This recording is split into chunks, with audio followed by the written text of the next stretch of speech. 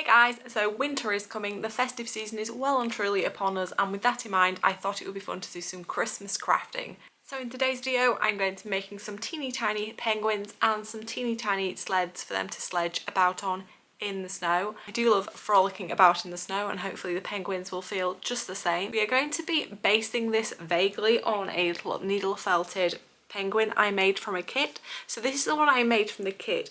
It's obviously quite intricate and it's slightly larger than I need. So I found that like the actual body of it was quite easy to make, but some of these details were quite complicated. I specifically found like doing this white detail on the front quite difficult, so I think we're going to try and simplify this down. I will also add, for anyone thinking, oh, stop showing off for being good at needle felting, this is also something I needle felted recently, and this is supposed to be a polar bear. I mean, this polar bear has seen some things. Like, it looks frazzled. This looks how I feel most days. Anyway, penguins. So I've drawn some pictures so we can have a look at like how I'm going to put the penguin together. So this is the first drawing I made of the penguin, the idea being that we have like a black circle for the head, a bigger black circle for the body, and then instead of needle felting on this white section, which was quite difficult, I'm going to cut out a piece of white felt in a sort of snowman shape, I guess, and then felt that to the front of the penguin. And then with these little arms I'm going to cut out little like ovals of black felt and then needle felt them into the penguin. Again, similar idea with the feet and the nose, just cut those out of the right colour felt and then just needle felt them on. Not 100% sure what we're going to do with the eyes for the time being, so I'm going to leave that problem for future Rosie to deal with. I like the vibe of this, but this head section was definitely giving me like this, and that's not really the vibe I'm going for. I mean, I guess it worked for that guy in South Park, but I kind of want a more open and loving type of face, is that a thing? I don't, that sounds mental. Anyway, we came up with this penguin. I say we, me just sat drawing on my own. I think this looks a bit more, I don't, this, whatever the vibe I was going for, this is it. So I think we're going to make sure the snowman shape on the front is a little bit bigger. So I think the idea is looking all right, or whether that work in practice is quite another matter. I'm going to start off with the penguins and then we'll move on to the sleds later down the line, because I honestly aren't 100% sure what shape or size these are going to turn out as. I mean, hopefully at least penguin shaped, but size wise not really sure. So yeah, we really need to get these done and then like make the sleds to accommodate the penguins. So let's get needle felting. So I started up using a foam block and some black needle felt and a needle felting needle and some spare needles, because you will inevitably break some. I then just balled up some of this black felt into a sphere shape and just kept needle felting away until I had two small black balls. Apologies for using a black foam block. I now realise this is very difficult to see, but hopefully you can work out what is going on. I then used some additional black felt to sort of join those two pieces, like the head and the body piece, and then just needle felted away, so we had what essentially just looked like a black snowman. I then got a small piece of white felt and then just cut out this white snowman shape and then needle felted that onto the front of the penguin, and it's already starting to look quite like a penguin at this stage. Nearly forgot my block. Don't forget your block, guys. You can make a right mess of your table or your leg or something if you're doing this on your lap. You will inevitably stab yourself with a needle felting needle at some point if you do this, but like, it's not fun, and anything you could do to reduce the amount of stabs is a good plan. And I was really happy with how things were looking at this stage, so I made a whole bunch of penguin, but obviously they need some more features. So I got some black felt and some scissors and then just cut out some small like oval shapes. These are for the wings of the penguin.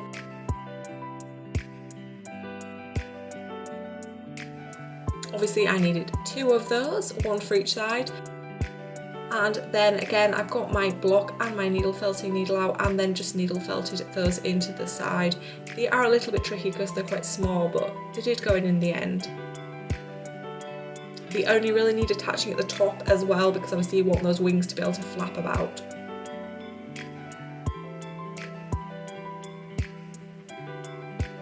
I then got some orange felt and experimented with making a nose for the penguin, or a beak I guess would probably be the actual word. I tried this triangular shape at first, but I was a bit worried it looked a bit like the carrot nose on a snowman. So I tried again and cut out a orange circle oval type shape because I thought that looked a little bit better. Although ironically this does look more like the nose on the snowman the cartoon, but I think side by side I think the round / oval shape is better. That's the one I'm going with anyway. I did optimistically try and actually needle felt this to the penguin. I tried a couple of ways and it just wasn't happening. As you can see, just not stuck. So I gave up and just got some glue out and put a little blob of that on and stuck a little bit of felt on, which was much simpler. Then came to the eyes. I've got some of these, I don't know what you call these, seed beads or bugle beads, whatever you want to call them. I got some little black beads and just stuck those on the face for the eyes. I always think this is the stage at which characters take on their personality when they've got their eyes. They really come to life at this stage. But now it needs some feet.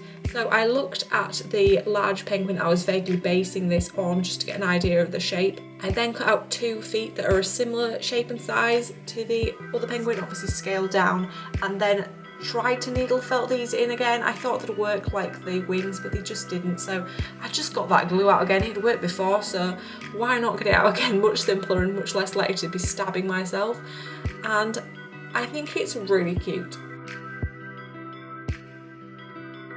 And so now we have a very happy bunch of penguins. What is the collective noun for a bunch of penguins? They're birds, aren't they? So I'm guessing a flock?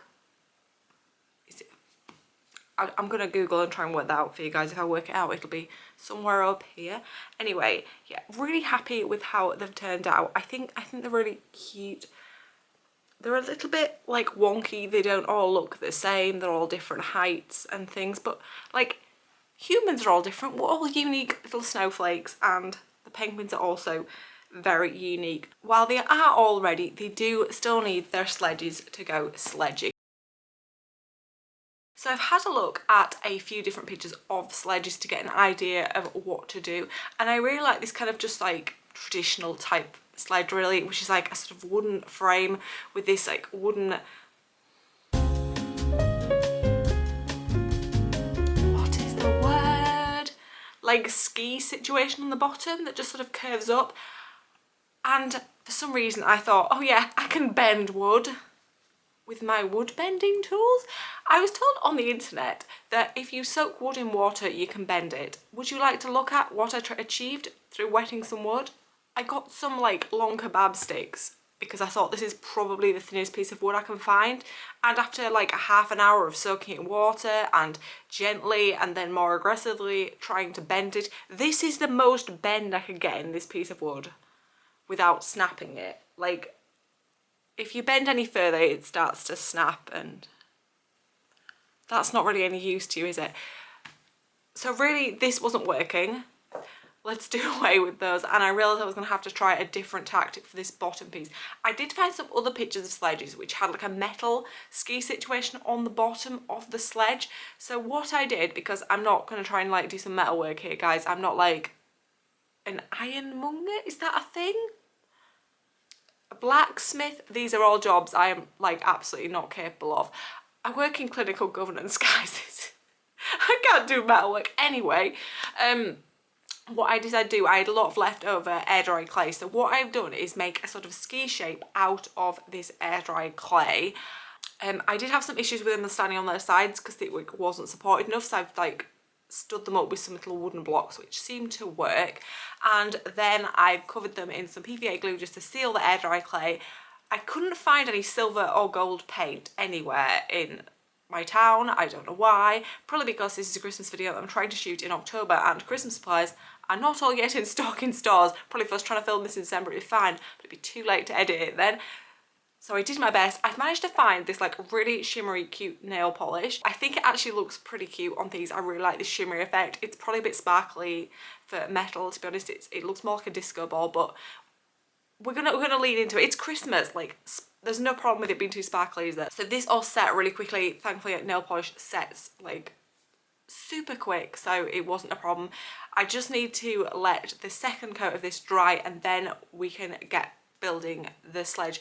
In the meantime, I can actually build this top section, so I think what I'm going to do is build a sort of wooden frame which I can then stick on to the sort of ski element. So let's get making that now. So to make this top section, I got 4 small pieces of balsa wood and then made a sort of rectangular frame, gluing that together with the glue gun. Of course, as ever, getting glue strands everywhere. Oh, then I took these small pieces of popsicle stick and then put them on for little slats on the top of the sledge.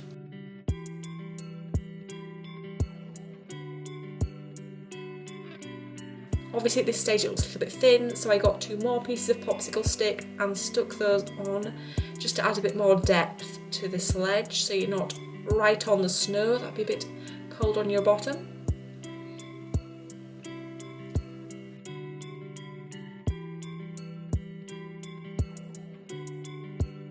At this stage we'd finally dried those like ski sections of the sledge, so I glued them on.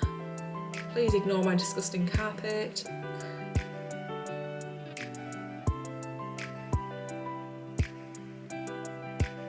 Again, lots of glue strings. But yeah, quite happy with this. I think it looks quite cute, if a tad rustic.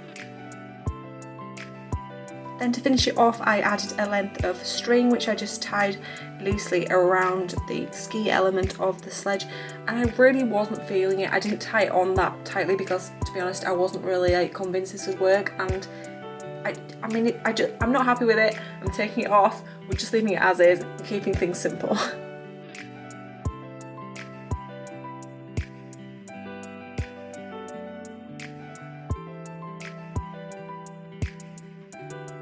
Let's start with the positives here. I mean, I think they look like what they're supposed to, which is the main objective here really, isn't it?